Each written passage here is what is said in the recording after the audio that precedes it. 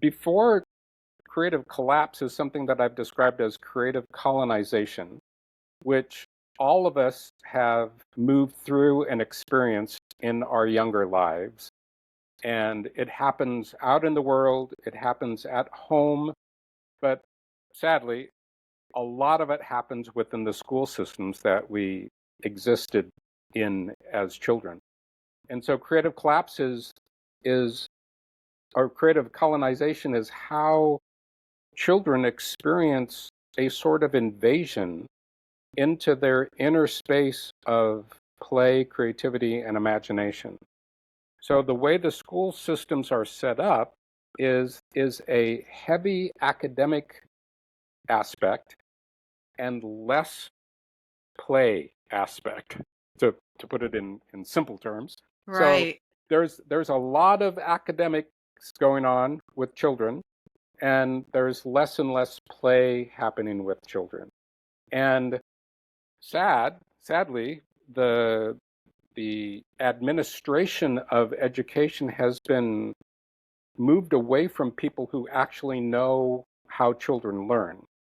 So it almost has become more of an MBA sort of viewpoint of how to produce these children who are quote unquote good at learning. And those folks, they have no, blessings to them, but they don't understand how we as human beings learn.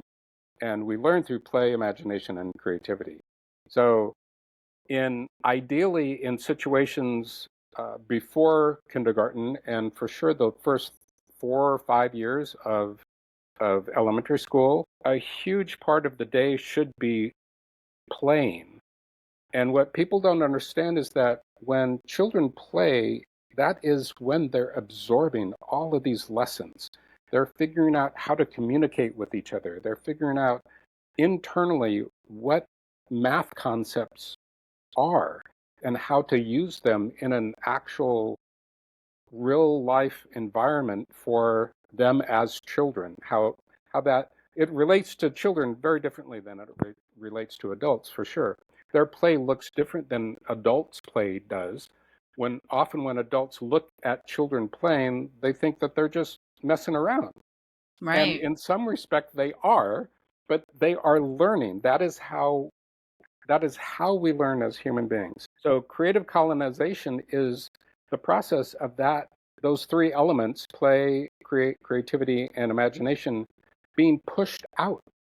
Just as a colonizing force comes into an indigenous area and takes over the language, it takes over the customs, it takes over the spiritual beliefs, it takes over what people do as what they would do in a regular day. They put them in a factory rather than allow them to do what they were usually doing, whatever that may have been before they were colonized. So, and Right. it's an intense term, but I chose it because it's a very invasive thing that happens to us as children, and we don't understand it. What's going Right. on? Why? I just want to go out and play. So there's a colonization that happens, and at some point during the colonization, the creative colonization, creative collapse happens. That's when it could be a specific incident that the teacher told me something, or my aunt told me something, or my grandfather told me something, or somebody out in the neighborhood told me something about how I sang, or how I played the violin, or how I was drawing, whatever it might be, and that just stops the child in its tracks, Mm. his or her Wow. tracks, and they don't do that creative activity anymore. They stop drawing, they stop dancing, they stop playing music, they stop singing, they stop playing with blocks, whatever it might be. That's creative collapse.